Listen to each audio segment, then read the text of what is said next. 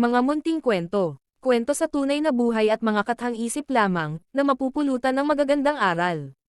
Bago natin simulan, please like, share and subscribe, and don't forget to push the notification bell.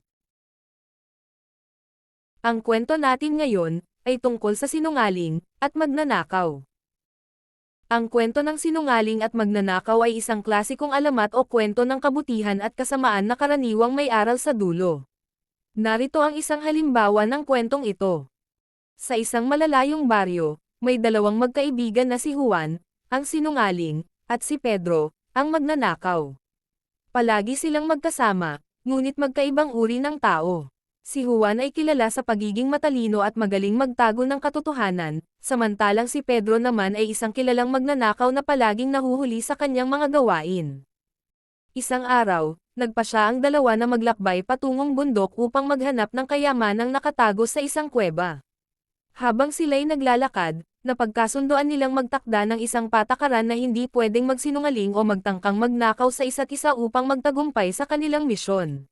Habang sila'y naglalakad sa kagubatan, dumaan sila sa isang maliit na nayon kung saan maraming tao ang naglalakad at nagtatrabaho. Nang makita ni Juan ang isang magandang gintong kwintas sa isang tindahan, hindi niya napigilan ang sarili at nagsinungaling sa kaibigan niyang si Pedro, "Wala nang ibang daraing dito, kaya't kumuha tayo ng bagay na ito." Si Pedro, na hindi nagdalawang isip, kumuha ng kwintas nang hindi napansin ng iba.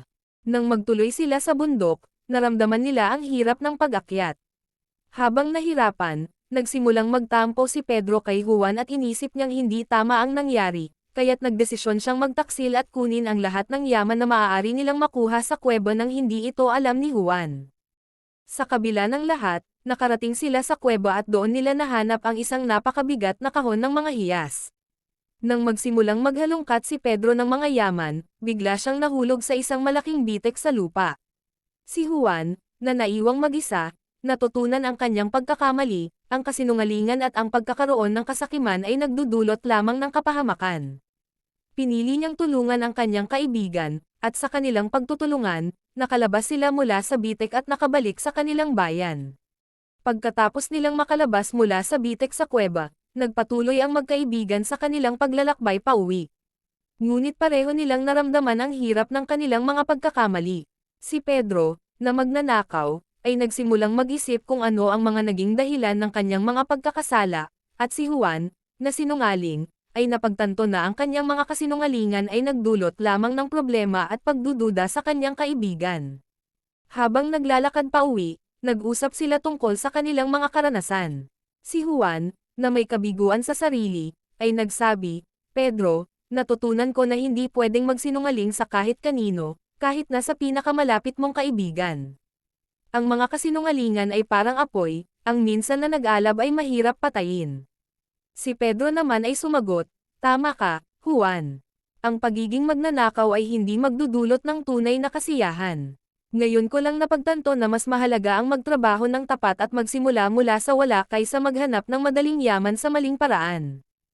Habang papalapit sila sa kanilang baryo, napansin nila na ang kanilang pag-uusap at mga aral na natutunan mula sa kanilang mga pagkakamali ay unti-unting nagpapabago sa kanilang pananaw sa buhay. Nang makarating sila sa baryo, hindi nila iniiwasan ang mga tao, bagkus ay nagsimula silang magtulungan sa mga gawaing bukid at magpakita ng kabutihan sa kanilang komunidad. Naging halimbawa sila sa mga kabataan na hindi kailanman makakamtan ang tunay na tagumpay at kasiyahan sa pamamagitan ng kasinungalingan at krimen. Si Juan ay nagsimula ng magsabi ng katotohanan sa mga tao, at kahit mahirap, napansin niya na nagiging mas magaan ang buhay. Si Pedro naman, bagamat nahirapan sa pagsisimula ng bagong buhay, ay natutong magtrabaho ng marangal at magtulungan sa iba. Si Juan, na dating kilala sa kanyang mga kasinungalingan, ay nagsimulang magsalita ng tapat sa bawat isa. Kung dati ay laging may palusot o hakbang upang ilihis ang katotohanan, ngayon ay nagiging inspirasyon siya sa mga tao na tanggapin at itama ang mga pagkakamali. Habang tumatagal, napansin ng mga tao sa baryo ang kanyang pagbabago at nagkaroon siya ng mas maraming kaibigan at respeto mula sa iba. Pinipili na niyang mangako sa sarili na hindi na muling magsisinungaling, hindi lang upang makuha ang tiwala ng iba kundi para sa sariling kapayapaan ng isip. Si Pedro naman, na dating magnanakaw, ay nagsimulang magtulungan sa mga gawaing bukid at mga proyekto sa komunidad. Sa mga unang linggo, nahirapan siyang umangkop sa mga bagong gawain. Wala siyang karanasan sa magbaguhing buhay, at marami siyang pagsubok na hinarap. Ngunit hindi siya sumuko. Habang nagtatrabaho siya sa bukirin, natutunan niyang magtiwala sa mga tao at magsikap ng marangal. Natutunan niya ring matutunan ang halaga ng pagiging tapat sa trabaho at ang pagiging bukas loob na tumulong sa mga nangangailangan. Dahil sa kanilang mga pagbabago, nagsimulang maging inspirasyon sina Juan at Pedro sa mga kabataan sa baryo. Ang mga kabataan na noon ay naliligaw ng landas, natutunan nilang ang tunay na lakas ng isang tao ay hindi nakasalalay sa kung anong kanilang nakamit o sa mga bagay na kanilang kinuha, kundi sa kung paano nila pinipili na magbago at magpatuloy sa pagtahak ng tamang landas. Iniiwasan nila ang mga maling halimbawa ng buhay, at pinili nilang sundan ang halimbawa ni Juan at Pedro na nagsimula mula sa wala at nagsikap upang maging mabuting tao. Isang araw, nagtipon ang buong baryo sa isang kasiyahan upang ipagdiwang ang bagong buhay ni Juan at Pedro. Si Juan ay nagsalita sa harap ng lahat, hindi madaling magbago, at marami sa atin ang nagkakamali. Ngunit natutunan ko na ang tunay na kaligayahan ay hindi sa pagkakaroon ng mga bagay, kundi sa pagiging tapat at pagtulong sa iba. Kung ako man ay nagsinungaling noon, ngayon ay nagsisisi ako at nag-aaral na maging mas mabuting tao.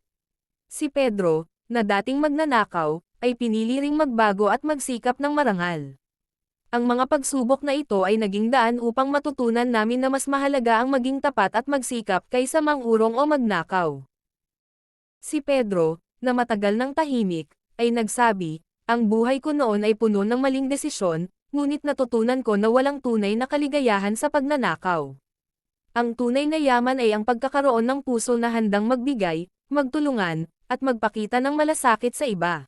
Sa mga sumunod na taon, naging isang halimbawa sina Juan at Pedro sa kanilang baryo. Ang kanilang buhay ay nagsilbing paalala sa bawat isa na kahit ang pinakamalalim na pagkakamali ay may pagkakataong may tama, at ang bawat tao ay may kakayahang magbago.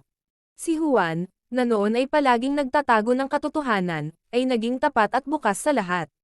Siya ay naging leader ng kanilang komunidad at nagturo sa mga kabataan ng kahalagahan ng integridad at pagiging tapat. Si Pedro naman, na dating magnanakaw, ay naging isang respetadong manguma at leader sa baryo. Natutunan niyang mahalin ang masipag na trabaho at ang halaga ng paggalang sa kapwa. Isang araw, habang nag-uusap si Juan at Pedro sa ilalim ng isang punong mangga, sinabi ni Juan, "Pedro, hindi ko inisip na magiging ganito tayo noon.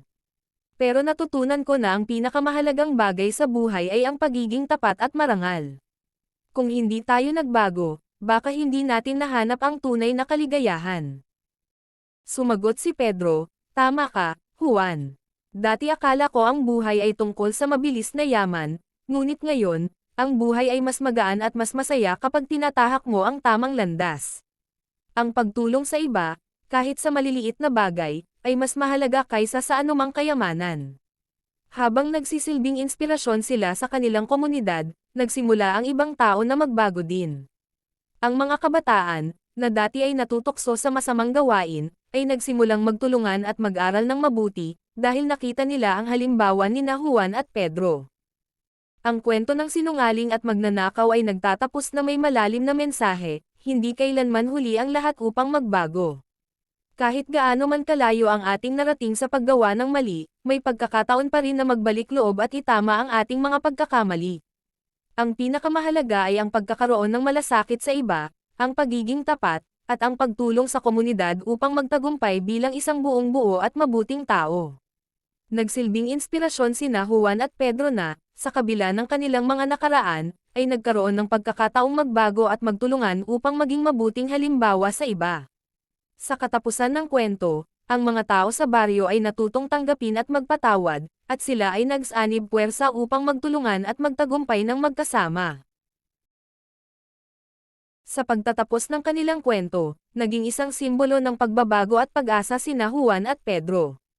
Ang kanilang buhay ay nagsilbing patunay na walang sino man ang dapat magpatalo sa kanilang nakaraan. Sa tulong ng pagmamahal, pagsisisi, at pagsusumikap, lahat ay may pagkakataong magsimula muli at magtagumpay sa tunay na halaga ng buhay. Wakas.